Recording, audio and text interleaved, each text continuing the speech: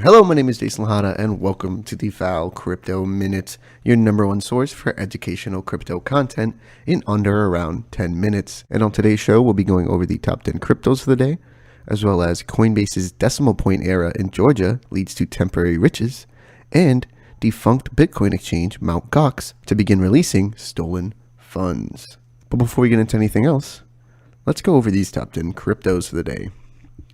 At number 1, we have Bitcoin at $19,827, up 0.06%. At number 2, we have Ethereum at $1,558, down 0.04%. At number 3, we have Tether.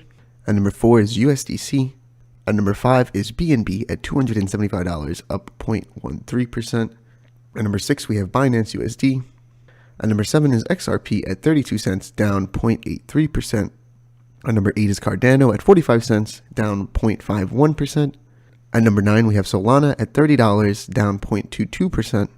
And at number 10, we have Polkadot at $7.28, up 3.52%. And that was your top 10 cryptos for September 2nd, 2022. Moving into our first story, Coinbase's decimal point error in Georgia leads to temporary riches. Coinbase saw a temporary bug with the currency rate of European country Georgia. The country's national currency, the lari, was supposed to be priced at $2.90, but the bug priced the currency at $290. Almost 1,000 users exploited the bug, allowing them to withdraw their lari holdings at 100 times the exchange rate. Users holding $100 worth of the lari were able to withdraw it to their bank account for $10,000. Coinbase reported that the bug was exploited by 0.001% of the total user base, around 900 customers. Although a spokesperson described the amount of the loss as a small, non-material amount, some users who took advantage of the bug have noticed that their bank accounts have already been frozen.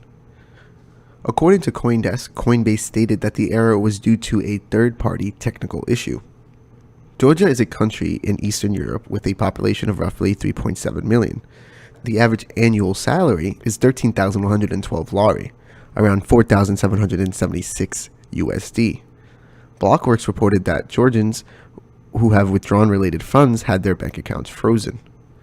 The banks involved in the freezing of the funds have done so without direction from Coinbase.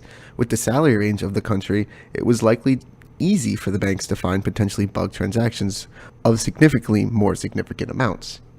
Some users received notifications from their banks reading, "We have marked your transactions with Coinbase as suspicious, and we're locking all your accounts and cards. Please be aware that Coinbase may request clawback of the funds. Sorry." The bug was fixed about 7 hours after it was reported to Coinbase, and a spokesperson stated that they are taking action to retrieve the improperly withdrawn funds. Users who have had their accounts frozen have found that all of their assets are frozen, including non-crypto related funds. Users were able to exploit this bug by transferring crypto purchased on another platform before selling on Coinbase, or by selling crypto bought on Coinbase and withdrawing. Moving into our next story. Defunct Bitcoin exchange Mt. Gox to begin releasing stolen funds. The shuttered Japanese Bitcoin exchange Mt. Gox has announced it will begin to pay back its customers in due course. 8 years ago, Mt. Gox was forced to shut down after a sudden, debilitating attack, leaving its users' funds locked up in the blockchain. But now, according to a notice released on Wednesday to its users by Mt. Gox trustee Nobaki Kobashi, Mt. Gox defunded customers have until September 15th to make a transfer claim. The long-dormant exchange, once the largest in the world, closed its doors in 2014 after being hacked for 850,000 bitcoins, today worth around 16.8 billion. Throughout the years since, users of the exchange have been eagerly awaiting the result of a long, arduous legal battle, with the announced Mt. Gox rehabilitation program being delayed multiple times and ex-CEO of Mt. Gox being hit with a lawsuit for fraud and negligence. The base repayment deadline is set by the rehabilitation trustee with the permission of the court as the date deemed appropriate for repayment, and will be set in due course, Wednesday's notice read. All users who lost funds will receive a base payment, the document said, with the option to get the rest of the funds in an early sum payment or accept it all later. Creditors who do not make the September 15th deadline may not get their refunds processed, the document added. The base repayment deadline is yet to be announced.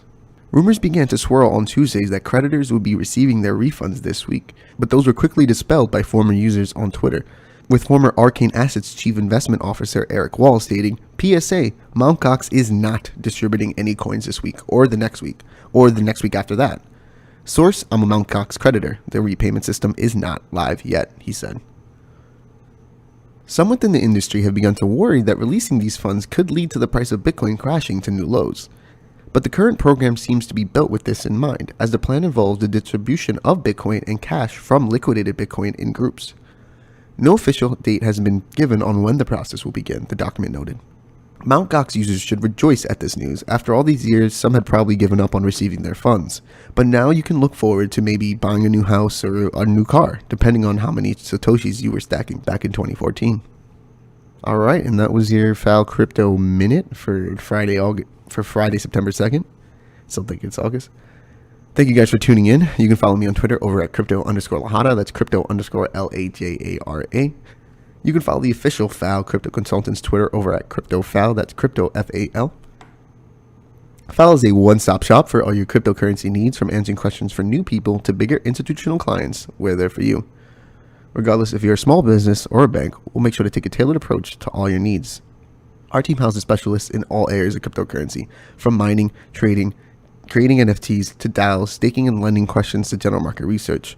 Go to CryptoFAL.com to learn more. Once again, my name is Jason Lahara. This has been your FAL Crypto Minute. I'll talk to you on Monday.